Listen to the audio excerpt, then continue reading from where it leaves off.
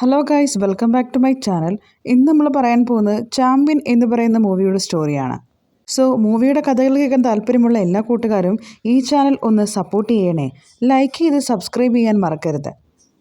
മൂവിയുടെ തുടക്കം തന്നെ ഹീറോയിൻ്റെ ഒരു വോയിസ് ഓവറാണ് കാണിക്കുന്നത്. അവൾ ഒരു വലിയ നാടകക്കാരിയാണ്. ഇപ്പോൾ അവൾ എഴുതുന്ന നാടകം അവളുടെ ജീവിതത്തിൽ നടന്ന ഒരു സംഭവമാണ്. 1947 ഇന്ത്യക്ക് സ്വാതന്ത്ര്യം കിട്ടി. ബ്രിട്ടീഷുകാർ പോയതിനു ശേഷം ആന്ധ്രയിലുള്ള ഹൈദരാബാദിൽ മാത്രം നിസാം എന്ന് പറഞ്ഞ ഒരാൾ ഇന്ത്യയോടൊപ്പം കൂടുന്നില്ല. പാകിസ്ഥാനിൽ എങ്ങനെയാണോ പിരിഞ്ഞു പോയത് അതുപോലെ തന്നെ ഹൈദരാബാദിന് ഒരു സ്വതന്ത്ര രാഷ്ട്രമായി തന്നെ ഞങ്ങൾക്ക് മുന്നോട്ട് പോകണമെന്ന് പറഞ്ഞ് അവിടുത്തെ ആൾക്കാരെല്ലാം അടിച്ചമർത്തി അവനൊരു ഭരണാധികാരിയായി അങ്ങനെ ജീവിക്കുകയാണ് അവിടെ. ഇന്നത്തെ കാലത്ത് ഇന്ത്യൻ മിനിസ്റ്റർ ആയിരുന്ന പട്ടേൽ അപ്പോൾ ഈ നിസാമിനോട് സംസാരിച്ച് ഹൈദരാബാദിലുള്ളവർക്കും സ്വാതന്ത്ര്യം വേണമെന്നും ബ്രിട്ടീഷുകാർക്ക് ശേഷം നിങ്ങൾ അവരെ ക്രൂരത കൊണ്ട് അടിച്ചമർത്തരുതെന്നും എന്നൊക്കെ പറയുന്നുണ്ട്. എന്നാൽ അവൻ അതിനൊന്നും സമ്മതിക്കുന്നില്ല. നിസാമിനോടല്ല അവൻ ഡയറക്റ്റ് സംസാരിച്ചത്. നിസാമിൻ്റെ ഗ്യാങ്ങിലുള്ള PA ആയിട്ടുള്ള റിസ്വാനോടാണ് പട്ടേൽ ഈ അഡ്വൈസ് കൊടുത്തത്. എന്നാൽ അവർക്കൊട്ടും തന്നെ ഇന്ത്യയുടെ കൂടെ കൂടിച്ചേരാനായിട്ട് താല്പര്യമുണ്ടായിരുന്നില്ല. അവർക്കൊറ്റയ്ക്ക് ഹൈദരാബാദായി ഭരിക്കണം എന്നായിരുന്നു ഉദ്ദേശം. ഈ ടൈമിൽ മിനിസ്റ്റർ പട്ടേൽ അന്നത്തെ പ്രൈം മിനിസ്റ്റർ ആയിട്ടുള്ള ആളെ വിളിച്ചിട്ട് നമുക്ക് ആർമി സജ്ജീകരിച്ചിട്ട് ഈ ഒരു ഹൈദരാബാദിനെ രക്ഷിക്കണമെന്ന് പറയുകയാണ്. പക്ഷേ ഈ ഒരു ടൈമിൽ ഒറ്റയ്ക്ക് PM-ന് തീരുമാനമെടുക്കാൻ പറ്റില്ല. ആലോചിച്ച് തീരുമാനിക്കാനായിട്ട് കുറച്ച് സമയം വേണം എന്ന് പറയുകയാണ്. നിസാമിൻ്റെ PA ആയിട്ടുള്ള റിസ്വാൻ ഒരു മീറ്റിംഗ് കണ്ടക്ട് ചെയ്യുകയാണ്. എന്തിനാണെന്ന് വെച്ച് കഴിഞ്ഞാൽ അവിടെ ഉള്ളവരോടൊക്കെ പറയുകയാണ്, നമ്മൾ ഒരിക്കലും ഇന്ത്യയായിട്ട് കൂടിച്ചേരാൻ പോകുന്നില്ല. ആരൊക്കെയാണോ അതിനുവേണ്ടി ആഗ്രഹിക്കുന്നത് അവരെയൊക്കെ കൊന്നുകളയും. ഹൈദരാബാദിലുള്ള എല്ലാ ഗ്രാമങ്ങളും അവരുടെ കീഴിൽ അവൻ്റെ അടിമയായിട്ടാണ് നിൽക്കുന്നത്. പക്ഷേ ഭൈരംപള്ളി എന്ന് പറഞ്ഞ ഗ്രാമം മാത്രം നല്ല ധീരതയോടുകൂടി ഇവർക്ക് കീഴടങ്ങുന്നില്ല. നമ്മുടെ ഭിക്ഷാപതി എന്ന് പറയുന്ന ഒരു ധീരനുണ്ടായിരുന്നു. അവന് ഹൈദരാബാദിൽ നിസാമിനെ എതിരെ പോരാടി അതിനുശേഷം അവൻ്റെ മക്കളെയും ഭാര്യയും മുഖം കാണാനായിട്ട് ഭൈരംപള്ളിയിലേക്ക് തിരിച്ചു വന്നിരിക്കുകയാണ്. പക്ഷെ അന്നത്തെ ദിവസം തന്നെ കറക്റ്റായിട്ട് റിസ്വാൻ്റെ ആളുകൾ അവിടെ എത്തുന്നുണ്ട്. ശേഷം നമ്മുടെ ഭിക്ഷാപതിയെ അടിച്ച് അവൻ്റെ മക്കളുടെയും ഭാര്യയും മുന്നിൽ വെച്ച് തന്നെ അവനെ വലിച്ചിഴച്ചുകൊണ്ട് പോവുകയാണ്. ഭാര്യയും അവൻ്റെ വീട്ടുകാരെയും അവർ കൊന്നുകളയുന്നുമുണ്ട്. ഇപ്പോൾ ഭിക്ഷാപതിനെ രക്ഷിക്കാൻ വേണ്ടി ഭൈരംപള്ളിയിലെ എല്ലാവരും കൂടെ അന്ന് രാത്രിയിൽ ഈ നിസാമിൻ്റെ കോട്ടയിൽ എത്തുന്നുണ്ട്. പക്ഷേ അവരവിടെ എത്ര സെർച്ച് ചെയ്തിട്ടും ഭിക്ഷാപതിയെ കണ്ടെത്താനായിട്ട് സാധിച്ചില്ല. അവരെ ഒരു അറയിൽ വായും കൈയും എല്ലാം കെട്ടി സംസാരിക്കാൻ പോലും പറ്റാത്ത രീതിയിൽ അടച്ചിട്ട് ഇട്ടിരിക്കുകയാണ് ഈ ഒരു സംഘം. പക്ഷേ അവർക്ക് പറ്റുന്നൊരു കാര്യമുണ്ടായിരുന്നു. അവിടെ ഉണ്ടായിരുന്ന ആളുകളെയെല്ലാം തല്ലിച്ചതച്ചിട്ടാണ് ബൈനാമ്പള്ളിയിലെ ആ ഗ്രാമത്തിലെ ആളുകളെല്ലാം തിരിച്ചു പോയത്. അവർ ഭയങ്കര വിഷമത്തിൽ തന്നെയായിരുന്നു. കാരണം അവർക്ക് അവൻ്റെ ധീരനായിട്ടുള്ള ഭിക്ഷാപതിയെ രക്ഷിക്കാനായിട്ട് പറ്റിയില്ല. ഇപ്പം ഒരു കമ്മ്യൂണിസ്റ്റുകാരനായ കരിമ്പുള്ളിയിലെ ബാപ്പു എന്ന് പറഞ്ഞ ഒരാളുമായിട്ട് ഇവർ സംസാരിക്കുന്നുണ്ട്. ഭിക്ഷാപതിനെ രക്ഷിക്കാൻ നമ്മൾ വെറുതെ പോയിട്ട് കാര്യമില്ല, മൊത്തം ഗ്രാമം ഒന്നിച്ചു നിൽക്കണം. അതുപോലെ കയ്യും വീശി പോകരുത്, നമുക്ക് വെപ്പൺസും ഗണ്ണുമൊക്കെ വേണം. ആ ഗണ്ണ് എത്തിക്കാനുള്ള ആ ഒരു ചുമതല കമ്മ്യൂണിസ്റ്റുകാരന് ഏറ്റെടുക്കുന്നുണ്ട്. പക്ഷേ ഇപ്പോൾ അത് നടക്കില്ല എന്നും ഇപ്പോൾ പോലീസ് ചെക്കിംഗ് ഭയങ്കരമായിട്ട് നടക്കുന്നതുകൊണ്ട് ആ ഒരു ഗണ്ണ് ഇവിടെ എത്തിക്കാൻ കുറച്ച് പ്രയാസമുള്ള കാര്യമാണെന്നും പറയുന്നു. കാര്യം പോലീസുകാരൊക്കെ ഈ നിസാമിൻ്റെ ആൾക്കാരാണ്. ആ ചെക്കിംഗ് ഉള്ളതുകൊണ്ട് തന്നെ ഭയങ്കര ആപത്താണ്. അതുകൊണ്ട് ഇപ്പോൾ പറ്റില്ല. പക്ഷേ ഉറപ്പായിട്ടും വെപ്പൺസ് ഇവിടെ എത്തിക്കുമെന്നും ആ കമ്മ്യൂണിസ്റ്റുകാരൻ പറഞ്ഞിട്ട് അവിടെ നിന്ന് പോകുന്നുണ്ട്. അവൻ തിരിച്ചു വരുന്നവരെ ഗ്രാമത്തിൽ എല്ലാവരും ഒന്നിച്ചു നിന്ന് പോരാടണമെന്നും ഒരിക്കലും വിട്ടുകൊടുക്കരുതെന്നും വിട്ടുകൊടുത്തിട്ടുണ്ടെങ്കിൽ നിസാമിൻ്റെ അടിമകളായിട്ട് നമ്മൾ ജീവിക്കേണ്ടി വരുമെന്നും പറയുകയാണ്. പിന്നീട് സീൻ കട്ട് ചെയ്ത് കാണിക്കുന്നത് നമ്മുടെ ഈ മൂവിയിലെ ഹീറോ ആയിട്ടുള്ള മൈക്കിൾ വില്യംസിനെയാണ്. അവനൊരു വലിയ ഫുട്ബോളറായിരുന്നു. അപ്പോൾ അവൻ ഫുട്ബോളൊക്കെ കളിച്ച് ഇംഗ്ലണ്ടിൽ പോയിട്ട് അവിടുത്തെ ക്യൂൺ എലിസബത്ത് വന്ന് അവനെ പ്രശംസിക്കാനായിട്ട് നിൽക്കുന്ന സമയത്താണ് അവൻ്റെ വീട്ടിൽ അവൻ്റെ ആൻറ്റി വന്ന് അവനെ തല്ലി എണീപ്പിക്കുന്നത്. ഇതെല്ലാം അവൻ സ്വപ്നം കണ്ടതായിരുന്നു. സ്വപ്നമാണെങ്കിൽ പോലും അവൻ്റെ ഏറ്റവും വലിയ ആഗ്രഹം ഫുട്ബോൾ കളിക്കാനായിട്ട് ഇംഗ്ലണ്ടിൽ പോകണം എന്നുള്ളതാണ്. പക്ഷേ ആൻറ്റിക്ക് അവൻ ഫുട്ബോൾ കളിക്കുന്നതൊന്നും ഒട്ടും താല്പര്യമുണ്ടായിരുന്നില്ല. ഇങ്ങനെ വെറുതെ ബോളും തട്ടി നടന്ന് ജീവിതം കളയാൻ ഞാൻ നശിപ്പിക്കില്ലെന്നാണ് അവർ പറയുന്നത്. ഈ മൈക്കിളും അവൻ്റെ ആൻറ്റിയും തമ്മിൽ ഒട്ടും ചേരില്ലായിരുന്നു. സ്വപ്നത്തിൽ പോലും വന്ന് ആൻറ്റി ഇവനെ ഡിസ്റ്റർബ് ചെയ്യുകയാണെന്നാണ് മൈക്കിൾ പറയുന്നത്. മൈക്കിളിൻ്റെ അങ്കിളുണ്ട്. അയാൾക്ക് നമ്മുടെ മൈക്കിൾ ഫുട്ബോൾ കളിക്കുന്നതൊക്കെ ഭയങ്കര ഇൻട്രസ്റ്റ് ആണ്. ആൻറ്റി ഈ അങ്കിളിനോട് പറഞ്ഞിട്ട് അവൻ ഫുട്ബോൾ കളിക്കാൻ പോകുന്നതിൽ എങ്ങനെയെങ്കിലും തടസ്സം വരുത്താനായിട്ട് നിൽക്കുകയാണ്. അങ്കിളാണെങ്കിൽ ഇവനെ ഫുൾ സപ്പോർട്ടാണ്. അങ്കിള് ഇവനെ ഫുട്ബോൾ കളിക്കാനൊക്കെ വിടാൻ സമ്മതിക്കാറുണ്ട്. ഒരു ദിവസം ഫുട്ബോൾ കളിക്കാൻ പോകാനായിട്ട് അങ്കിള് അയാളുടെ ട്രക്ക് എടുത്ത് അവന് കൊടുക്കുകയാണ്. ട്രക്കിൽ പോയി നീ ഫുട്ബോൾ കളിച്ചുകൊള്ളാനായിട്ട് പറയുകയാണ്. ഈ ഒരു ആൻറ്റി ഇപ്പോൾ ഒരു ഹോട്ടൽ നടത്തിക്കൊണ്ട് വരികയാണ്. ആ ഹോട്ടൽ മൈക്കിൾ നോക്കി നടത്തണമെന്നാണ് ആൻറ്റിയുടെ ആഗ്രഹം. പക്ഷെ നമ്മുടെ മൈക്കിളിന് അതിനോടൊന്നും തീരെ താല്പര്യമില്ല. അപ്പോൾ മൈക്കിൾ ഫുട്ബോൾ ഗ്രൗണ്ടിൽ എത്തുന്നുണ്ട്. അവൻ്റെ കോച്ച് അവനോട് ഭയങ്കരമായിട്ട് ചൂടാവുകയാണ്. നീ ഏത് സമയം ലേറ്റായിട്ടാണ് വരുന്നത്? ഇന്ന് നീ കളിക്കാനൊന്നും നിൽക്കണ്ട, അവിടെ നിന്ന് കളി കാണാനായിട്ട് മൈക്കിളിൻ്റെ അടുത്ത് പറയുകയാണ്. മൈക്കിൾ ഇപ്പോൾ നിസാമിൻ്റെ പോലീസ് ടീമുമായിട്ടാണ് മത്സരിക്കാനാണ് ചെല്ലുന്നത്. ഇപ്പോൾ ഇവരുടെ ടീമിനെതിരായിട്ട് നിൽക്കുന്നത് ആ പോലീസ് ഗ്യാങ് ആണല്ലോ. അവരുമായിട്ട് ഇവൻ ജയിച്ചു കഴിഞ്ഞാൽ ഇവന് ഇംഗ്ലണ്ടിൽ പോകാനുള്ള ചാൻസ് കിട്ടാനായിട്ട് ഒരു ഓപ്പർച്യൂണിറ്റി കിട്ടും. പക്ഷേ അതിനിവൻ ടൈമിന് വരാത്ത കൊണ്ട് ദേഷ്യം കൊണ്ട് ആ കോച്ച് അവനെ ഗ്രൗണ്ടിലേക്ക് വിടുന്നില്ല. പക്ഷെ മൈക്കിൾ ഇല്ലാത്തത് കൊണ്ട് അവിടെയുള്ള കളിയൊന്നും അങ്ങോട്ട് ശരിയാവുന്നില്ല. എല്ലാവരും തോറ്റു പോവുകയാണ്. ഒരു ഗോൾ പോലും അടിക്കുന്നില്ല. ഇത് കണ്ട് കോച്ച് നമ്മുടെ മൈക്കിളിനെ വിളിച്ചിട്ട് നീ തന്നെ ഇറങ്ങിക്കോ, വേറെ വഴിയില്ല എന്ന് പറയുകയാണ്. ഇത് കേട്ടതും മൈക്കിൾ ഗ്രൗണ്ടിലേക്ക് ഇറങ്ങി കളിക്കാൻ തുടങ്ങുകയാണ്. അവൻ കളിച്ച് അവർക്കെല്ലാം പോയിന്റ് വരുത്തി കൊടുക്കുകയാണ്. ഇത് കണ്ടിട്ട് ഒരു പോലീസ് ടീമിൽ ഒരാൾക്ക് ഇവനോട് ഭയങ്കര ദേഷ്യം വരുന്നു. അവൻ ഇവനെ വന്നിട്ട് ഇടിച്ചിടുകയാണ്. അതുകൊണ്ട് തന്നെ ഇവർ തമ്മിൽ വഴക്കുണ്ടാവുന്നു. പക്ഷെ അതൊക്കെ എതിർത്ത് മൈക്കിൾ ആ ടീമിനെ തോൽപ്പിച്ചിട്ട് മൈക്കിളിൻ്റെ ടീം ജയിക്കുകയാണ്. ഇതുകൊണ്ട് തന്നെ ആ പോലീസുകാരന് മൈക്കിളിനോട് ഭയങ്കരമായിട്ട് ദേഷ്യം തോന്നുകയാണ്. അവന് എപ്പോഴെങ്കിലും ഒരു പണി കൊടുക്കണമെന്ന് ആ പോലീസുകാരൻ വിചാരിക്കുന്നുമുണ്ട്. അപ്പം മൈക്കിൾ നന്നായി കളിച്ചുകൊണ്ട് തന്നെ ഇംഗ്ലണ്ടിലേക്ക് ഒരു ഹോസ്റ്റ് ടീമിൻ്റെ ആൾ അവനെ ഇംഗ്ലണ്ടിലേക്ക് വരാനുള്ള ഓപ്പർച്യൂണിറ്റി പറഞ്ഞു കൊടുക്കുകയാണ്. അവർക്ക് ഭയങ്കരമായിട്ട് സന്തോഷമായിട്ടാണ് കോച്ചിനോട് അത് പറയുന്നത്. കോച്ച് അവനെ കെട്ടിപ്പിടിക്കുകയാണ്. അപ്പോൾ മൈക്കിൾ ആ ഒരു കപ്പും കൊണ്ട് അവൻ്റെ ആൻറ്റിയുടെ അടുത്തേക്ക് പോകുമ്പോൾ ബാത്റൂമിലുള്ള കപ്പ് ഇന്നലെ കേടായതേ ഉള്ളൂ, നീ എന്തായാലും കപ്പ് കൊണ്ടുവന്ന് നന്നായെന്ന് ആൻറ്റി പറയുന്നു. ബാത്റൂമിലിടാലോ എന്നൊക്കെ പറയുകയാണ്. മൈക്കിളിന് അതുകൊണ്ട് നല്ല ദേഷ്യം വരുന്നുണ്ട്. ഇപ്പം അവൻ ഇംഗ്ലണ്ടിലേക്ക് പോകാനുള്ള ഒരു അവസരം ഒരാഴ്ചക്കുള്ളിൽ ശരിയാവുമെന്ന് അവൻ്റെ ആൻറ്റിയോടും അങ്കിളിനോടും പറയുകയാണ്. പക്ഷേ അവർ അതിനെക്കുറിച്ച് അന്വേഷിക്കാൻ പോയപ്പോഴാണ് ഒരു പ്രശ്നമുണ്ടാവുന്നത്. കാരണം എന്തെന്ന് വെച്ച് കഴിഞ്ഞാൽ ഈ മൈക്കിളിൻ്റെ അച്ഛൻ പണ്ട് ബ്രിട്ടീഷ് ടീമിലെ ഒരു വലിയ ആർമിയായിരുന്നു. പക്ഷേ ഈ പാവങ്ങളെ ഇങ്ങനെ തല്ലിച്ചതയ്ക്കുന്ന കണ്ടിട്ട് എല്ലാം കൊണ്ടും ഇവൻ്റെ അച്ഛന് നല്ല മനസ്സുള്ള ആളായതുകൊണ്ടും സുഭാഷ് ചന്ദ്രബോസിൻ്റെ ടീമിലേക്ക് ചേർന്ന് ബ്രിട്ടീഷിനെതിരായിട്ട് ഇവൻ്റെ അച്ഛൻ പ്രവർത്തിക്കുകയാണ്. അതുകൊണ്ട് തന്നെ ബ്രിട്ടീഷുകാർ ഇവനെ രാജദ്രോഹി എന്നാണ് പേരിട്ടിരിക്കുന്നത്. ഇവൻ ജനിച്ചപ്പോൾ മുതൽ കേൾക്കുന്നൊരു പേരാണ് രാജദ്രോഹിയുടെ മകനെന്ന്. അതുകൊണ്ട് തന്നെ ബ്രിട്ടീഷുകാർക്കെതിരായിട്ട് പ്രവർത്തിച്ച രാജദ്രോഹിയായിട്ടുള്ള ഒരാളുടെ മകനെ ഇംഗ്ലണ്ടിലേക്ക് പറഞ്ഞയക്കാൻ പറ്റില്ലെന്ന് ആ ഒരു സ്പോർട്സ് ടീമിൻ്റെ ആൾ പറയുകയാണ്. അതുകൊണ്ട് അയാൾക്കും നല്ല വിഷമമുണ്ട്. മൈക്കിളിന് ഇനി എന്താ ചെയ്യേണ്ടതെന്ന് അറിയാതിരിക്കുകയാണ്. എന്നാൽ ലാസ്റ്റ് അയാൾ ഒരു ഓപ്പർച്യൂണിറ്റി പോലെ പറയുകയാണ്, നീ എങ്ങനെയെങ്കിലും ഇംഗ്ലണ്ടിലേക്ക് എത്തിക്കഴിഞ്ഞാൽ ബാക്കിയുള്ള കാര്യം ഞാൻ ഏറ്റെടുത്തോളാം. അവിടെ ഫുട്ബോൾ ടീമിൽ ഞാൻ നിന്നെ ജോയിൻ ചെയ്യിപ്പിക്കാം. പക്ഷെ നീ സേഫായിട്ട് ഇംഗ്ലണ്ടിൽ എത്തണം എന്ന് പറയുകയാണ്. അതും 15 ദിവസത്തിനുള്ളിൽ തന്നെ. മൈക്കിൾ അത് മനസ്സിൽ വിചാരിച്ച് എങ്ങനെയെങ്കിലും ഇംഗ്ലണ്ടിൽ പോകാനുള്ള ലക്ഷ്യത്തോടു കൂടി ഇരിക്കുകയാണ്. അവൻ്റെ അങ്കിളിനോട് ഈ കാര്യങ്ങളൊക്കെ പറയുമ്പോൾ അങ്കിൾ പറയുകയാണ്, അവൻ അറിയാവുന്ന ഒരു ഗണ്ണൊക്കെ മേക്ക് ചെയ്യുന്ന ഒരാളുണ്ട്. അയാൾ ഇംഗ്ലണ്ടിലേക്ക് സ്മഗ്ലിംഗ് ഒക്കെ ചെയ്യുന്ന ഒരു ടീമിന് പരിചയമുള്ള ആളാണ്. ആ ടീമിനോടൊന്ന് സംസാരിച്ച് നോക്കാം. അവർക്ക് പ്രൈവറ്റായിട്ട് ഒരു പ്ലെയിൻ തന്നെയുണ്ട്. അതിലാണ് അവർ ഇംഗ്ലണ്ടിലേക്കൊക്കെ പോകുന്നത്. നിന്നെ കൂടെ കൊണ്ടുപോകാൻ പറ്റുമോ എന്ന് ഞാനൊന്ന് ചോദിച്ചു നോക്കട്ടെ എന്ന് പറയുകയാണ്. അങ്ങനെ അവർ സ്മഗ്ലിംഗ് ചെയ്യുന്ന ആൾക്കാരുടെ അടുത്ത് ചോദിക്കുമ്പോൾ അവരൊരു കണ്ടീഷൻ വെക്കുകയാണ്. അവരുടെ കയ്യിൽ കുറച്ച് വെപ്പൺസ് ഉണ്ടെന്നും അത് എവിടേക്കോ അവർക്ക് കൈമാറേണ്ട ആവശ്യവുമുണ്ട്. അത് ഈ അങ്കിളിനോട് ചെയ്യാൻ പറ്റുമോ എന്ന് ചോദിക്കുകയാണ്. പക്ഷേ ഇത്രയും ഗൺസും വെപ്പൺസും ഒക്കെ എങ്ങനെ കൈമാറുന്നത് ഭയങ്കര റിസ്ക് ആയിട്ടുള്ള കാര്യമായതുകൊണ്ട് ആ അങ്കിൾ അത് ഏറ്റെടുക്കുന്നില്ല. പക്ഷെ മൈക്കിൾ ഇതൊക്കെ കണ്ടിട്ട് അവൻ എങ്കിലെങ്കിലും ഇംഗ്ലണ്ടിൽ പോയാൽ മതിയെന്നാണല്ലോ.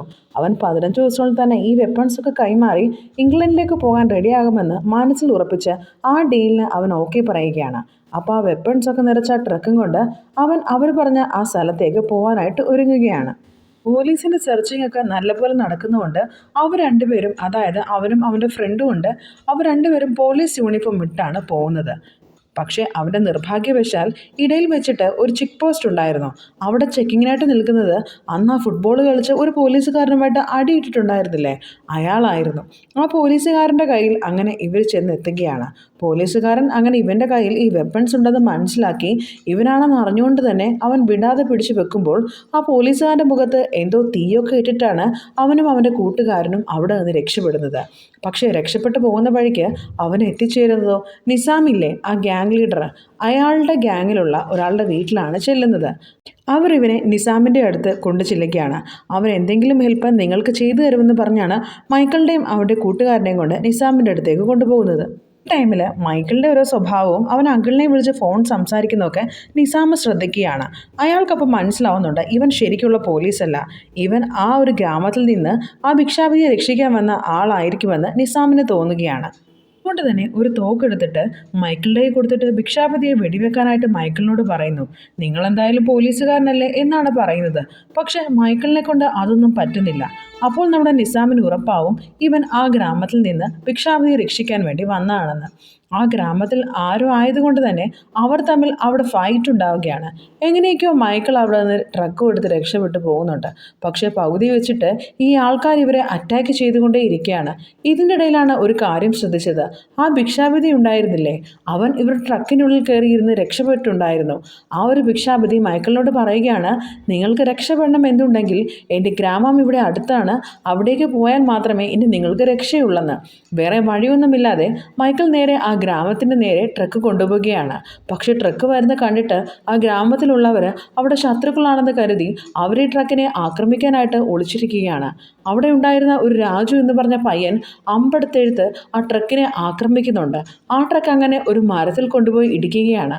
ഇപ്പോൾ ആ ഗ്രാമവാസികളെല്ലാവരും വന്ന് മൈക്കിളിന് ചുറ്റും കൂടി ഉപദ്രവിക്കാനായിട്ട് ശ്രമിക്കുമ്പോൾ ആ ട്രക്കിൻ്റെ ഉള്ളിൽ നിന്ന് ഭിക്ഷാപതി കൈപൊക്കി കാണിക്കുകയാണ്. ഞാനാണ് ഇതിലുള്ളതെന്നും പറയുകയാണ്.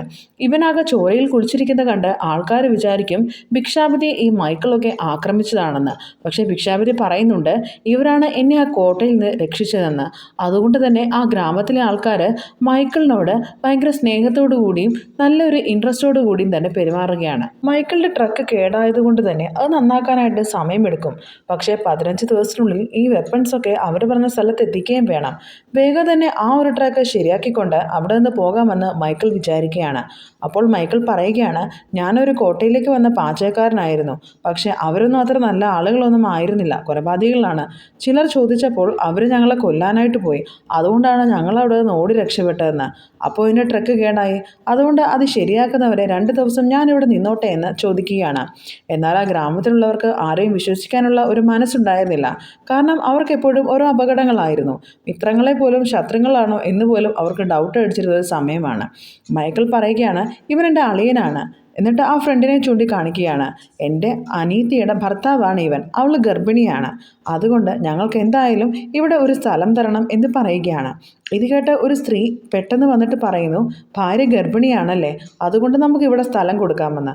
2 പേർക്ക് കിടക്കാൻ എന്താ ഇവിടെ സ്ഥലമില്ല എന്ന് പറഞ്ഞിട്ട് 2 ദിവസം അവരോട് അവിടെ നിന്നോളാനായിട്ട് പറയുകയാണ്. ആ ഗ്രാമത്തിലുള്ള എല്ലാവരും അതിന് സമ്മതിക്കുന്നുണ്ട്. അന്ന് രാത്രി മൈക്കിൾ അവൻ്റെ ഫ്രണ്ടും നടക്കാനിറങ്ങുന്ന സമയത്ത് അവിടെ ആ ഗ്രാമത്തിൽ ഒരു നാടകം നടക്കുന്നുണ്ടായിരുന്നു. എല്ലാവരും ആ നാടകം കാണാനായിട്ട് വന്നിരിക്കുകയാണ്. പക്ഷേ അതിൽ അഭിനയിക്കാൻ ഇരുന്ന 2 ക്യാരക്ടേഴ്സ് അഭിനയിക്കാൻ പറ്റിയില്ല എന്ന് പറഞ്ഞ് മാറി. ഇപ്പോൾ 2 പേരെ അഭിനയിക്കാൻ ആവശ്യമുണ്ട്. മൈക്കിളിനെ അവൻ്റെ ഫ്രണ്ടിനെ അഭിനയിക്കാനായിട്ട് നിർത്തുന്നുണ്ട്. ഇപ്പോഴാണ് നമ്മുടെ ഹീറോയിനായിട്ടുള്ള ചന്ദ്രകലയെ കാണിക്കുന്നത്. അവളാണ് ഈ നാടകം എഴുതിയിരിക്കുന്നത്. അവളുടെ ജീവിതത്തിൽ അവൾക്ക് വലിയ നാടകങ്ങളൊക്കെ ഡയറക്ഷൻ ചെയ്യണമെന്നാണ് ആഗ്രഹം. അവളുടെ അച്ഛൻ ഒരു നാടകക്കാരനാണ്. അച്ഛൻ്റെ സ്ഥാപനം ഇവൾക്ക് നോക്കി നടത്തണമെന്ന് ഭയങ്കര ആഗ്രഹമാണ്. അതുകൊണ്ട് തന്നെയാണ് ഇപ്പോൾ അവളുടെ ലൈഫിൽ ഫസ്റ്റ് ടൈം അവൾ ഈ ഒരു നാടകം എഴുതിയേക്കുന്നത്. ഇത് നന്നായി കളിച്ചാൽ അവൾക്ക് ഇനിയും അവളുടെ അച്ഛൻ്റെ കയ്യിൽ നിന്നും ഓരോ നാടകങ്ങൾ എഴുതാനുള്ള പെർമിഷൻ കിട്ടുള്ളൂ. എന്തായാലും ശരിയെന്ന് വിചാരിച്ച് മൈക്കിളിനെയും അവൻ്റെ ഫ്രണ്ടിനെയും ഈ നാടകത്തിൽ അഭിനയിപ്പിക്കുന്നുണ്ട്. ബ്രിട്ടീഷുകാരുടെ ഒരു തീമുള്ള നാടകമായിരുന്നു അത്. അതുകൊണ്ട് വെടിവെപ്പും ആക്രമണവും ഒക്കെ ഉണ്ടാവുമല്ലോ. പക്ഷേ ആക്രമണത്തിൽ തീരെ താല്പര്യമില്ലായിരുന്ന മൈക്കിള് എന്ത് ചെയ്യുമെന്ന് വെച്ച് കഴിഞ്ഞാൽ അവിടെ ആ നാടകത്തിൽ ആളുകളെയൊക്കെ അങ്ങനെ ഉപദേശിക്കുകയാണ്. എന്തിനാണ് വെറുതെ ആക്രമണവും വെടിവെപ്പും ഒക്കെ ആയിട്ട് നടക്കുന്നത്? നല്ല രീതിയിൽ ജീവിച്ചൂടെ? നിങ്ങൾക്ക് എന്തിനാണ് ഇങ്ങനെ ആക്രമണത്തിൻ്റെ പുറകിൽ നടക്കുന്നത്? ഇങ്ങനെയൊക്കെ നാടകത്തിലില്ലാത്ത ഡയലോഗുകളൊക്കെ പറഞ്ഞുകൊണ്ട് തന്നെ ആ നാടകവും കുളവായി പോവുകയാണ്. ഇത് കണ്ടിട്ട് ചന്ദ്രകലയ്ക്ക് അവരോട് ഭയങ്കരമായിട്ട് വന്നാടാന്ന് പറഞ്ഞ് ദേഷ്യത്തോടെ അവൾ അവിടെ നിന്ന് പോവുകയാണ്. അവളുടെ നാടകം കുളവായതുകൊണ്ട് തന്നെ അവളുടെ അച്ഛൻ അവൾക്ക് കല്യാണം ആലോചിക്കാനായിട്ട് തീരുമാനിക്കുകയാണ്. നിന്റെ അമ്മായി വിളിച്ചിരുന്നു, നിന്റെ മുറിച്ചെടുക്കാനായിട്ട് ഞങ്ങൾ നിന്റെ കല്യാണം കഴിപ്പിച്ച് വിടാൻ പോവുകയാണ് എന്ന് പറയുകയാണ്. പക്ഷേ ചന്ദ്രകലയ്ക്ക് അതിനൊന്നും താല്പര്യമില്ല. നിങ്ങളുടെ നാടകം നോക്കി നടത്താൻ ഞാൻ തന്നെ വേണമെന്ന് അവൾ ഉറപ്പിച്ചു പറയുകയാണ്. ഈ ടൈം അവിടെയൊക്കെ ഫുഡ് കഴിക്കാനായിട്ട് മൈക്കിളും അവൻ്റെ ഫ്രണ്ടും എത്തുന്നുണ്ട്. കാരണം അവർക്ക് അവിടെ നിന്ന് ഫുഡ് കഴിക്കണമെങ്കിൽ ഓരോരോ വീട്ടിൽ നിന്ന് വേണം കഴിക്കാൻ. അവിടുത്തെ തലവനായിട്ടുള്ള ബാപ്പു എന്ന് പറഞ്ഞ ആളാണ് ഇവരെ ഇപ്പോൾ ഇങ്ങോട്ട് പറഞ്ഞു വിട്ടത്. ചന്ദ്രകല അവർക്ക് ഫുഡ് കൊടുക്കുന്നുണ്ട്. പക്ഷേ ദേഷ്യം അവൾക്ക് നന്നായിട്ടുണ്ടായിരുന്നു. ഇപ്പം അച്ഛനോട് പിണങ്ങി അവൾ വീട്ടിൽ നിന്നും ഇറങ്ങി പോകുന്നുണ്ട്. അച്ഛനും അവളെ അന്വേഷിച്ച് നടക്കുകയാണ്. എല്ലാ ദിവസവും ഇത് തന്നെയാണ് ചന്ദ്രകലയുടെ പരിപാടി. അവിടെ അച്ഛൻ അവളെ അന്വേഷിച്ച് നടക്കാനേ നേരമുള്ളൂ. മൈക്കിളിൻ്റെ ട്രക്കിൽ കയറിയാണ് ഇത്തവണ ഇവൾ പാത്തിരിക്കുന്നത്. മൈക്കിൾ വണ്ടിയിൽ വരുമ്പോൾ നീ എന്തിനാണ് ഈ ട്രക്കിൽ കയറി ഇരിക്കുന്നതെന്ന് ചോദിക്കുകയാണ്. അവളോട് ഇറങ്ങി പോകാനായിട്ട് പറയുകയാണ്. അവൾ എൻ്റെ നാടകത്തിൽ നീ എന്നോട് ചോദിച്ചിട്ടാണ് കയറി അഭിനയിച്ചത്, അപ്പോൾ ഇത് കോമ്പൻസേറ്റ് ആയിട്ട് എടുത്തോളൂ, മിണ്ടാതിരിക്കാനായിട്ട് പറയുകയാണ്. എൻ്റെ അച്ഛൻ വരുമെന്ന് പറഞ്ഞ് അവൾ ഒളിച്ചിരിക്കുകയാണ്.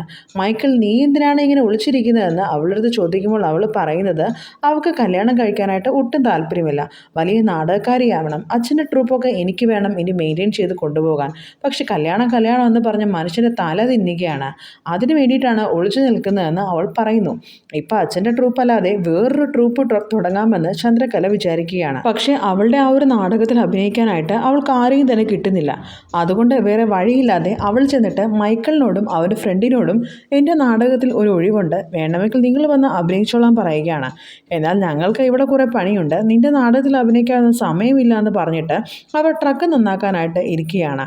അവളും ദേഷ്യത്തോടു കൂടി അവിടെ നിന്ന് പോകുന്നുണ്ട്. അവരുടെ കൂടെ ഉണ്ടായത് രാജു എന്ന് പറഞ്ഞ ചെറിയ കുട്ടി എന്ത് ചെയ്യുമെന്ന് വെച്ച് കഴിഞ്ഞാൽ, എന്തിനാ ഇവരോടൊക്കെ ഇങ്ങനെ സംസാരിക്കുന്നത്, വലിയ നടനാണെന്നാണ് വിചാരം എന്നും പറഞ്ഞിട്ട് അവൻ അവളെയും വിളിച്ചുകൊണ്ട് അവിടുന്ന് പോവുകയാണ്. ട്രക്ക് നന്നാക്കാനായിട്ട് പോകുന്ന സമയത്ത് ഒരാൾ വന്നിട്ട് എന്തോ ഫുഡ് വെച്ച് കൊടുക്കാനായിട്ട് അവനെ വിളിച്ചുകൊണ്ട് പോവുകയാണ്. കാരണം അവൻ പാചകക്കാരനാണെന്നാണല്ലോ ഇവിടെ പറഞ്ഞിട്ടുണ്ടായിരുന്നത്. ആ ഗ്രാമത്തിലുള്ളവർ അങ്ങനെയാണ് വിശ്വസിച്ചിരിക്കുന്നത്. പക്ഷേ ആക്ച്വലി അവന് ഫുഡിൻ്റെ ABCD പോലും അറിയില്ല. അതുകൊണ്ട് തന്നെ എങ്ങനെയെങ്കിലും രക്ഷപ്പെടണമെന്ന് വിചാരിച്ച് മൈക്കിളും അവിടെ ഉണ്ടായിരുന്ന ചന്ദ്രകലയുടെ അടുത്ത് ചെന്നിട്ട് നിന്റെ നാടകത്തിൽ അഭിനയിക്കാനായിട്ട് സമ്മതമാണെന്ന് പറയുകയാണ്. ഇപ്പം അതുകൊണ്ട് തന്നെ ചന്ദ്രകല അവരെ രണ്ടുപേരെയും അവിടെ നിന്ന് കൊണ്ടുപോവുകയാണ്. അതുകൊണ്ട് തന്നെ അവർ പാചകം ചെയ്യേണ്ടി വരുന്നില്ല. ഇപ്പോൾ ഒരു ദിവസം രാത്രി ഒരു വയസ്സായ അപ്പൂപ്പ വന്ന് മൈക്കിളിനോട് രാജുവിനെ കണ്ടോ എന്ന് ചോദിക്കുകയാണ്.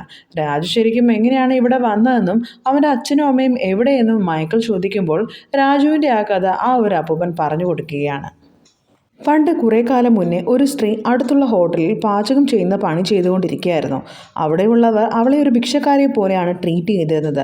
ഈ ഒരു ഗ്രാമത്തിൽ എത്തിയിട്ടുണ്ടെങ്കിൽ തൻ്റെ മകനെങ്കിലും രാജകുമാരനെ പോലെ ജീവിക്കണമെന്ന് കരുതിയിട്ടാണ് ആ ഒരു പെണ്ണ് അവരുടെ ആട്ടും തുമ്പുമൊക്കെ സഹിച്ചുകൊണ്ട് ഈ ഗ്രാമത്തിലെത്തിയത്. അവൾ രാജുവിനെ പ്രസവിച്ചിട്ട് അപ്പോൾ തന്നെ വേദന കാരണം മരിച്ചുപോയി. രാജുവിൻ്റെ മുഖം അവൾ ഒരു വട്ടം പോലും കണ്ടിട്ടില്ല. രാജു എപ്പോഴും അമ്മയെ കുഴിച്ചിട്ട സ്ഥലത്ത് പോയാണ് കിടക്കാറ്. അവൻ അവിടെ ഉണ്ടാവുമെന്ന് പറഞ്ഞ് ആ ഒരു അപ്പൂപ്പൻ പോയി നോക്കുമ്പോൾ രാജു അവിടെ തന്നെ ഉണ്ടായിരുന്നു. ഈ ഒരു കഥ കേട്ട് മൈക്കിളിനും ആ കുട്ടിയോട് എന്തോ ഒരു ഇഷ്ടം തോന്നുകയാണ്. അവനും രാജുവിനെ പൊക്കിയെടുത്ത് കൊണ്ടുപോയി കിടത്തുകയാണ്. അപ്പോൾ പിറ്റേ ദിവസം ഉറക്കത്തിൽ നിന്ന് വേണ്ടിയിട്ട് രാജുവിന് അവൻ്റെ അടുത്ത് ഒരു ഫുട്ബോൾ കാണുമ്പോൾ അത് മൈക്കിൾ തന്നാണെന്ന് മനസ്സിലാകുന്നുണ്ട്. ആ മൈക്കിളിനോട് നല്ല രീതിയിൽ തന്നെ പെരുമാറാനും സംസാരിക്കാനും തുടങ്ങുകയാണ്. ഇത്രയും നാളും മൈക്കിളിനെ ഇഷ്ടമില്ലാത്ത രാജു നമുക്ക് കളിക്കാൻ ചേട്ടാ എന്നും പറഞ്ഞ് അവനെ വിളിച്ചുകൊണ്ട് പോവുകയാണ്. അങ്ങനെ രാജുവിന് ആ ഗ്രാമത്തിൽ ഏറ്റവും ഇഷ്ടം മൈക്കിളിനോടാവുകയാണ്. ആ ഗ്രാമത്തിൽ ലക്ഷ്മി എന്ന് പറഞ്ഞ ഒരു പെണ്ണുണ്ടായിരുന്നു. അവിടെയുള്ളവർക്കെല്ലാവർക്കും അവളെ ഭയങ്കര ഇഷ്ടമായിരുന്നു. കാരണം ലക്ഷ്മിയാണ് എല്ലാവർക്കും ഫുഡൊക്കെ ഉണ്ടാക്കി കൊടുക്കുന്നതും സ്നേഹത്തോടു കൂടിയാണ് പെരുമാറിയിരുന്നതും. അപ്പോൾ ആ മൈക്കിളിന് ഫുഡൊക്കെ വെച്ച് കൊടുക്കുന്നതും അവൾ തന്നെയാണ്. അധിക നാൾ ഇവിടെ നിന്നാൽ ശരിയാവില്ലെന്ന് വിചാരിച്ചിട്ട് മൈക്കിൾ ട്രക്ക് ശരിയാക്കി അവിടെ നിന്ന് പോകാനായിട്ട് പോകുന്നുണ്ട്. പക്ഷേ ആ ഗ്രാമത്തിലുള്ള ആൾക്കാരെല്ലാം അവനെ പിടിച്ചുകെട്ടി അവനെ ആ ഒരു നിസാമിൻ്റെ ആളാണെന്നും പറഞ്ഞുകൊണ്ട് ബാപ്പുവിൻ്റെ മുന്നിൽ കൊണ്ട് ഇട്ടുകയാണ്. സംഭവം എന്തെന്ന് വെച്ച് കഴിഞ്ഞാൽ അവരോട് ആരോടും പറയാതെ കള്ളത്തരത്തിലാണല്ലോ അവൻ അവിടുന്ന് പോകാൻ നോക്കി. അതുകൊണ്ട് അവർക്ക് ഇവനെ ഭയങ്കര സംശയം വരികയാണ്. ആ സമയത്ത് സത്യം പറയാനായിട്ട് മൈക്കിൾ പോകുമ്പോൾ പെട്ടെന്ന് ആ നിസാമിൻ്റെ ആൾക്കാർ അവിടെ വന്ന് ഗ്രാമത്തിലുള്ള എല്ലാവരെയും വെടിവെച്ച് വീഴ്ത്തുകയാണ്. ഈ ഒരു ഗ്യാപ്പിലൂടെ മൈക്കിളും അവിടെ നിന്ന് രക്ഷപ്പെട്ടു പോകുന്നുണ്ട്. പക്ഷേ ഓരോ ജീവനും അവിടെ പൊടിയുന്ന കണ്ടിട്ട് അവന് അവിടെ നിന്ന് അങ്ങനെ പോകാനായിട്ട് മനസ്സ് വരുന്നില്ല. ഇത്രയും നാൾ അവരാണല്ലോ ഇവന് അന്നം കൊടുത്തിരുന്നത്. അവൻ ആ ട്രക്ക് നല്ല മാസമായിട്ട് തിരിച്ച് നല്ലൊരു റീ എൻട്രിയോട് കൂടി തന്നെ അവിടേക്ക് വീണ്ടും വരികയാണ്. അതിനുശേഷം അവൻ്റെ ട്രക്കിൽ ഒളിപ്പിച്ചു വെച്ചിരുന്ന ഗൺ മുഴുവൻ പുറത്തെടുത്തിട്ട് ഇത് കണ്ട് ആ ഗ്രാമത്തിലുള്ള ആളുകളൊക്കെ ഞെട്ടി നിൽക്കുകയാണ്. അവൻ ഓരോ ഗണ്ണൊക്കെ എടുത്ത് ഓരോ ആളുകളുടെ കയ്യിലേക്ക് കൊടുത്തിട്ട് ആ നിസാമിൻ്റെ ഗ്യാങ്ങിനെതിരെ ഇവരെല്ലാവരും കൂടെ പോരാടി അവരെ അങ്ങനെ വിജയിക്കുകയാണ്. ഇത് കണ്ടിട്ട് ആ ഒരു നാട്ടുകാർ അവനെ ദൈവത്തെ പോലെയാണ് കാണുന്നത്. കറക്റ്റ് സമയത്ത് അവൻ വന്ന് രക്ഷിച്ചത് കൊണ്ട് അവരുടെ ജീവന് ആപത്തൊന്നും ഉണ്ടായിരുന്നില്ല. പക്ഷേ മൈക്കിളിന് ഇതൊന്നും ഇഷ്ടപ്പെട്ടുണ്ടായിരുന്നില്ല. കാരണം ഇവൻ്റെ അച്ഛനും ഒരു പോരാളിയായിരുന്നു. അങ്ങനെ ലാസ്റ്റ് യുദ്ധം ചെയ്ത് ഒരു വിലയില്ലാതെ രാജ്യദ്രോഹി എന്ന മുദ്ര കുത്തിയിട്ടാണ് അയാൾ മരിച്ചു പോയത്. ഒരു നിലയും ഒന്നും തന്നെ ഉണ്ടായിരുന്നില്ല. അതുകൊണ്ട് ഈ പോരാട്ടം ഫൈറ്റും അതിനോടൊന്നും അവന് ഇഷ്ടമല്ലായിരുന്നു. വേഗം തന്നെ ഈ ഗ്രാമത്തിൽ നിന്ന് പോവാമെന്ന് വിചാരിച്ച് അവൻ പോകുമ്പോൾ അവൻ്റെ ട്രക്ക് ഇപ്പോൾ വീണ്ടും ആ ഫൈറ്റിൽ കേടായിട്ടുണ്ട്. ഇനി അവിടെ നിൽക്കേണ്ട വരും എന്നുള്ള ആ ഒരു വലിയ സത്യം അവൻ മനസ്സിലാക്കിയാണ്. ഇപ്പോൾ ചന്ദ്രയും അവൻ്റെ പേരും നാടും വീടും എല്ലാം നുണയാണ് പറഞ്ഞിരിക്കുന്നതെന്ന് മനസ്സിലാക്കുകയാണ്. അതുകൊണ്ട് ചന്ദ്രയ്ക്ക് ഭയങ്കര ഒരു വിഷമമാവുന്നുണ്ട്. കാരണം അവൾ അവനെ സ്നേഹിച്ചു വന്നതായിരുന്നു. രണ്ടുപേരും തമ്മിൽ ഒരു ചെറിയ ഇഷ്ടമൊക്കെ ഉണ്ടായിരുന്നു. ചന്ദ്രയോട് പോയിട്ട് കാര്യങ്ങളൊക്കെ മൈക്കിൾ തുറന്ന് പറയുന്നുണ്ട്. എന്നോട് ദേഷ്യമൊന്നും തോന്നരുത്, എനിക്ക് ഏറ്റവും വലിയ ആഗ്രഹം ഇംഗ്ലണ്ടിൽ പോകാനായിട്ടാണ് എന്ന് പറയുകയാണ്. ഞാൻ അതിനു വേണ്ടിയിട്ടാണ് ഇത്രയും കഷ്ടപ്പെടുന്നത് എന്നൊക്കെ അവളോട് പറയുന്നു. ഇപ്പോൾ അവിടെ തലവനായിട്ടുള്ള ബാപ്പുവിൻ്റെ അടുത്ത് പോയിട്ടും ഇവൻ ഇത് തന്നെ പറയുകയാണ്. എനിക്കറിയില്ല ഈ വെപ്പൺസ് അവർ എന്തിനാണ് ഉപയോഗിക്കുന്നതെന്നൊന്നും, പക്ഷേ എൻ്റെ ഏറ്റവും വലിയ ആഗ്രഹമാണ് ഇംഗ്ലണ്ടിൽ പോയി ഫുട്ബോൾ കളിക്കണമെന്നുള്ളത്. അതിന് നിങ്ങൾ എന്നെ എന്തായാലും ഇവിടെ നിന്ന് പറഞ്ഞയക്കണമെന്ന് പറയുകയാണ്. അതിന് ആ ഒരു ബാപ്പു ആ കമ്മ്യൂണിസ്റ്റ് ആയിട്ടുള്ള ആളെ വിളിച്ചിട്ട് ആ വെപ്പൺസ് ഒക്കെ കടത്താനായിട്ട് ഇവനെ സഹായിക്കണമെന്ന് പറയുകയാണ്. അപ്പോൾ ആ ഗ്രാമത്തിലെ ആ ലക്ഷ്മി എന്ന് പറഞ്ഞ പെൺകുട്ടി ഉണ്ടായിരുന്നല്ലോ, അവളുടെ മാരേജ് നടക്കുകയാണ്. അവൾക്ക് കല്യാണം കഴിക്കാനൊന്നും താല്പര്യമില്ല, പക്ഷേ എന്തായാലും കല്യാണം കഴിക്കണമല്ലോ, അതുകൊണ്ട് അവളെ കല്യാണം കഴിപ്പിച്ച് വേറൊരു ഗ്രാമത്തിലേക്ക് അങ്ങനെ അവളെ പറഞ്ഞയക്കുകയാണ്. ഈ നിസാമിൻ്റെ ഗ്യാങ്ങിലുള്ള ഒരു ലീഡറാണെന്ന് വെച്ചാൽ ആ ലീഡർ വീട്ടിലേക്ക് ആദ്യം നമ്മുടെ മൈക്കിൾ പോയി പെട്ടത്. ആ നിസാമിൻ്റെ ഗ്യാങ്ങിലുണ്ടായ ഒരാളില്ലേ, അയാളുടെ അടുത്ത് നമ്മുടെ മൈക്കിൾ ഇടയ്ക്ക് പോയിന്ന് പെട്ടത്. അയാൾ ആ ഗ്രാമത്തിലേക്ക് വന്നിട്ട് അവിടുത്തെ ഗ്രാമത്തിലെ ആളുകളോട് പറയുകയാണ്, നിങ്ങൾ എന്തായാലും നിസാമ് പറയുന്ന അനുസരിച്ച് നടന്നോ, നിങ്ങൾ നിസാമിൻ്റെ മുന്നിൽ മുട്ടുകുത്തിക്കോ, അല്ലെങ്കിൽ നിങ്ങളെ എല്ലാവരെയും അവൻ കൊല്ലുമെന്ന് അയാൾ ഭീഷണിയുടെ സ്വരത്തിൽ നാട്ടുകാരോട് പറയുകയാണ്. കൊല്ലാനായിട്ട് പോകുന്നുണ്ടെങ്കിലും ഈ നാട്ടിൽ വന്ന ഒരാളെ കൊല്ലാനുള്ള അധികാരം ആ നാട്ടുകാർക്കില്ലാത്തതുകൊണ്ട് അവർ അവനെ കൊല്ലാതെ വിടുകയാണ്. ഇപ്പോൾ തിരിച്ച് നിസാമിൻ്റെ ഗ്യാങ്ങിലുള്ള റിസ്വാൻ്റെ അടുത്തേക്ക് പോയി, ലീഡറാണെന്ന് വെച്ചിട്ട് എനിക്കൊന്നും ചെയ്യാൻ പറ്റില്ല, അവരെ നമുക്ക് കൊല്ലണം എന്നൊക്കെ പറയുകയാണ്. നിസാമിനെ സഹായിക്കാനായിട്ട് ആ മൈക്കിളിനോട് ദേഷ്യമുള്ള ആ പോലീസുകാരൻ വരുന്നുണ്ട്. ആ പോലീസുകാരൻ ആ നിസാമിൻ്റെ കൂടെയുള്ള ആ ആളിനെ കൊല്ലുകയാണ്. നിങ്ങളൊക്കെ കാരണമാണ് ആ ഗ്രാമത്തിലെ ആളുകൾക്ക് ഇത്ര ശക്തി വന്നത്, അതുകൊണ്ട് നിന്നെയൊക്കെ കൊല്ലുന്നതാണ് ആദ്യം വേണ്ടതെന്ന് പറഞ്ഞിട്ട് അയാളെ തന്നെ അവിടെ ഇട്ട് കൊല്ലുകയാണ്. ഈ ടൈമിൽ മൈക്കിൾ അവിടെ നിന്ന് പോകാനായിട്ട് റെഡിയാവുകയാണ്. അവനങ്ങനെ അവിടെ നിന്ന് പോകുന്നുണ്ട്. ഈ ടൈമിൽ ചന്ദ്രകല അവിടേക്ക് വന്നിട്ട്, നിങ്ങൾ ഇംഗ്ലണ്ടിൽ പോയി കഴിഞ്ഞ് വലിയ സ്റ്റാറൊക്കെ ആയിക്കഴിഞ്ഞാൽ എന്നെ മറക്കുമോ എന്ന് ചോദിക്കുകയാണ്. അവൻ പ്രത്യേകിച്ച് ഒരു മറുപടിയും പറയാതെ അവിടെ നിന്ന് പോകുന്നു. പക്ഷെ പെട്ടെന്ന് അവൻ വന്ന് അവളെ പുറകിൽ നിന്നും കെട്ടിപ്പിടിച്ച് ഒന്നും മിണ്ടാതെ തന്നെ പോവുകയാണ്. ആ രാജു എന്ന് പറഞ്ഞ പയ്യനോട് മൈക്കിൾ പറയുന്നുണ്ട്, നീ ഇവിടെ ഇടിയും കുത്തിനും ഒന്നും പോകാനായിട്ട് നിൽക്കരുത്, ഈ ആക്രമമൊക്കെ നീ മാറ്റിവെക്കണം, അടുത്ത വട്ടം ഞാൻ വരുമ്പോൾ നിന്നെ ഞാൻ കൊണ്ടുപോകുമെന്ന് അവനോട് പറഞ്ഞിട്ടാണ് പോകുന്നത്. ആ രാജുവിന് ഇപ്പോൾ അവന് ഭയങ്കര ഇഷ്ടമായിരുന്നു. രാജുവിന് കളിക്കാനായിട്ട് ആ ഒരു ഫുട്ബോൾ മൈക്കിൾ കൊടുക്കുന്നുണ്ട്. അങ്ങനെ മൈക്കിൾ അവിടെ നിന്ന് പോവുകയാണ്. ആ ടൈമിലാണ് ആ പോലീസുകാരൻ അവിടേക്ക് വരുന്നത്. രാജുവിൻ്റെ കയ്യിൽ ഈ ഫുട്ബോൾ കണ്ടപ്പോൾ പോലീസുകാരന് മനസ്സിലായി അത് മൈക്കിളിൻ്റെ കയ്യിലുള്ള ഫുട്ബോൾ ആയിരുന്നു എന്ന്. സോ അതുകൊണ്ട് തന്നെ ഈ ഗ്രാമത്തിന് സപ്പോർട്ട് മൈക്കിളാണെന്ന് ആ പോലീസുകാരന് മനസ്സിലാവുന്നുണ്ട്. അതുകൊണ്ട് ഗ്രാമത്തിലുള്ള എല്ലാവരെയും പോലീസുകാരൻ പിടിച്ചു കെട്ടി കൊണ്ടുപോകുന്നുണ്ട്. രക്ഷപ്പെടാൻ പോയ മൈക്കിളിനെയും ഇവരുടെ ആളുകൾ പിടിച്ചുകൊണ്ട് പോയിട്ടുണ്ട്. ഇപ്പോൾ ഈ ഒരു പോലീസുകാരൻ അവനോടുള്ള ശത്രുത മുഴുവൻ അവിടെ തീർത്തുകൊണ്ടിരിക്കുകയാണ്. അവനെ ഒരുപാട് അടിക്കുന്നുണ്ട് ഭയങ്കരമായിട്ട്. ശത്രുതയുള്ളൊരു പോലീസുകാരൻ ഫുട്ബോൾ കൊടുത്തിട്ട്, നീ കറക്റ്റായിട്ട് ഈ ഗോൾ ചെയ്യുകയാണെങ്കിൽ ഇവരെ എല്ലാവരെയും ഞാൻ രക്ഷപ്പെടുത്താമെന്ന് പറയുകയാണ്. പക്ഷെ ഒരുപാട് തല്ലിയത് കൊണ്ട് തന്നെ അവൻ്റെ കാലുകൊണ്ട് ഒന്നും ചെയ്യാനായിട്ട് പറ്റുന്നില്ല. അവൻ എത്ര ശ്രമിച്ചിട്ടും ഗോൾ അടിക്കാനായിട്ട് പറ്റുന്നില്ല. അപ്പോൾ കുറേ ആൾക്കാർ വന്ന് അവനെ തല്ലുന്നുണ്ട്. മൈക്കിളിനെ ഇങ്ങനെ തല്ലുന്നത് കണ്ടിട്ട് രാജു എന്ത് ചെയ്യുന്നു വെച്ച് കഴിഞ്ഞാൽ അവന് ഭയങ്കരമായിട്ട് സങ്കടം വരികയാണ്. അവൻ എണ്ണീട്ട് വരുന്നതും രാജുവിനെ വരെ ഇവർ വെടിവെച്ച് വീഴ്ത്തുകയാണ്. അത് കണ്ട് മൈക്കിളിന് ഭയങ്കരമായിട്ട് ദേഷ്യം വരുന്നു. അവൻ എല്ലാവരെയും അടിച്ചിട്ട് ഒരു ഗോൾ അടിക്കുന്നുണ്ട്. അപ്പോൾ കല്യാണം കഴിഞ്ഞ് പോയ ആ ഒരു ലക്ഷ്മി ഉണ്ടല്ലോ, അവളെ അവിടെ കൊന്നിട്ടേക്കുന്നത് മൈക്കിൾ കാണുകയാണ്. മൈക്കിൾ അവരെ എല്ലാവരെയും അടിച്ചിട്ട് അവിടെയുള്ള ആളുകളെയൊക്കെ രക്ഷിച്ച് രാജുവിനെ കൊണ്ട് പോവുകയാണ്. രാജുവിന് അവൻ്റെ ജീവൻ രക്ഷിക്കാൻ പറ്റുകയാണ്. നിസാമിൻ്റെ ആൾക്കാരെ ഈ ഫൈറ്റിനിടയിൽ മൈക്കിൾ തല്ലിച്ചതച്ച് അവിടെ ഇടുകയാണ്. ആ സമയത്താണ് അവൻ്റെ അച്ഛൻ അവനോട് സംസാരിക്കുന്ന പോലെ അവൻ സ്വപ്നം കാണുന്നു. അവൻ്റെ അച്ഛൻ ദിൽ സൽവാർ ആയിരുന്നു. എന്തുകൊണ്ടാണ് അച്ഛാ നിങ്ങളെ എല്ലാവരും രാജ്യദ്രോഹി എന്ന് പറയുന്നത് എന്തിനാണെന്ന് ആ മകൻ ചോദിക്കുകയാണ്. മോനെ, പാവപ്പെട്ട ആളുകളെയാണ് ഇവരെ എല്ലാവരും കൂടെ കൊന്നുകളയുന്നത്. നമ്മൾ പാവപ്പെട്ട ആൾക്കാർക്ക് വേണ്ടി ഫൈറ്റ് ചെയ്യണം, അവരുടെ ജീവൻ നമ്മുടെ കയ്യിലാണ് ഉള്ളത് എന്നൊക്കെ പറയുകയാണ്. അത് കേട്ട് അവന് ഭയങ്കര ഇൻസ്പിറേഷൻ ആയ പോലെ അവൻ ചാടി എഴുന്നേറ്റിട്ട് ആ ഗ്രാമത്തിലേക്ക് പോവുകയാണ്. അപ്പോൾ ആ ഗ്രാമത്തിൽ നിസാമിൻ്റെ ആൾക്കാർ വന്ന് ആകെ ആക്രമണം ചെയ്തുകൊണ്ടിരിക്കുകയാണ്.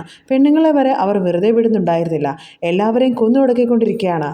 ആ ടൈമിൽ ചന്ദ്രകലയെയും അതിലൊരു പോലീസുകാരൻ പിടിച്ചു കൊണ്ടുപോകാൻ നോക്കുമ്പോൾ കറക്റ്റ് ടൈമിൽ നമ്മുടെ മൈക്കിൾ അവിടേക്ക് വന്നിട്ട് അവളെ രക്ഷിക്കുകയാണ്. അപ്പോൾ മൈക്കിളിനെ കണ്ട ചന്ദ്രകലയും ഞെട്ടിപ്പോകുന്നുണ്ട്. കാരണം അവൻ പോയതായിരുന്നല്ലോ, തിരിച്ചു വരുമെന്ന് അവൾ ഒട്ടും പ്രതീക്ഷിച്ചിട്ടേ ഉണ്ടായിരുന്നില്ല. അവരോട് എല്ലാവരോടും പോകാൻ പറഞ്ഞ് മൈക്കിൾ അവരോട് ഒറ്റയ്ക്ക് പൊരുതിക്കൊണ്ടിരിക്കുകയാണ്. ചന്ദ്രകല മൈക്കിളിനെ കെട്ടിപ്പിടിച്ച് ഉമ്മ വെച്ചിട്ട് അവിടെ നിന്ന് കരഞ്ഞുകൊണ്ട് പോവുകയാണ്. മൈക്കിൾ ആ ഫൈറ്റിനിടയിൽ മരിച്ചു പോകുന്നുണ്ട്. ഇവിടുത്തെ ഇപ്പോൾ ഈ വിപ്ലവമൊക്കെ അറിഞ്ഞിട്ട് മിനിസ്റ്റർ പട്ടേൽ അവിടെ ആർമി വിട്ട് നിസാമിൻ്റെ ടീമിനെ അങ്ങനെ അറസ്റ്റ് ചെയ്യുകയാണ്. അങ്ങനെ ഹൈദരാബാദ് ഇന്ത്യയിൽ കൂട്ടിച്ചേർന്ന് ഒരു രാജ്യമായിട്ട് മാറുകയാണ്. ബിനാമ്പള്ളിയിലെ ആൾക്കാർ പൊരുതിയതിന് അവർക്ക് റിസൾട്ട് കിട്ടുകയാണ്. അപ്പോൾ മൈക്കിളുടെ അച്ഛനെ രാജ്യദ്രോഹി എന്ന് മുദ്ര കുത്തിയ പോലെ അവനെ ആരും മുദ്ര കുത്തുന്നില്ല. കാരണം ചന്ദ്രകല ഇപ്പോൾ അവളുടെ ലൈഫിൽ നടന്ന സംഭവങ്ങളെല്ലാം മൈക്കിളിനെ കുറിച്ച് ഒരു നാടകമായിട്ട് എഴുതിയിട്ട് അത് ആളുകളുടെ എല്ലാവരുടെയും മുന്നിലെത്തിക്കുകയാണ്. അപ്പോൾ മൈക്കിൾ എത്ര കഷ്ടപ്പെട്ടാണ് ഈ ഒരു സ്വാതന്ത്ര്യം ഹൈദരാബാദിൽ വാങ്ങിക്കൊടുത്തതെന്ന് ലോകം മൊത്തം അറിയുകയാണ്. അവൻ്റെ അച്ഛനെ പോലെ ഒരു രാജ്യദ്രോഹിയായിട്ടല്ല അവൻ അറിഞ്ഞിരുന്നത്, രാജ്യത്തിൻ്റെ ധീരനായിട്ടായിരുന്നു. നമ്മൾ മൂവിയുടെ തുടക്കത്തിൽ ഒരു സ്ത്രീ നാടകം എഴുതുന്ന കാര്യം പറഞ്ഞിട്ടുണ്ടായിരുന്നില്ലേ, അത് ചന്ദ്രകലയായിരുന്നു. ഇത് കാണിച്ചാണ് ഈ മൂവി ഇവിടെ അവസാനിക്കുന്നത്. ഈ മൂവി എങ്ങനെ ഉണ്ടായിരുന്നുവെന്ന് തീർച്ചയായും നിങ്ങൾ കമൻറ്റിൽ രേഖപ്പെടുത്തണം. തീർച്ചയായും ലൈക്ക് ചെയ്ത് സബ്സ്ക്രൈബ് ചെയ്യാൻ മറക്കരുത്. Thanks for watching.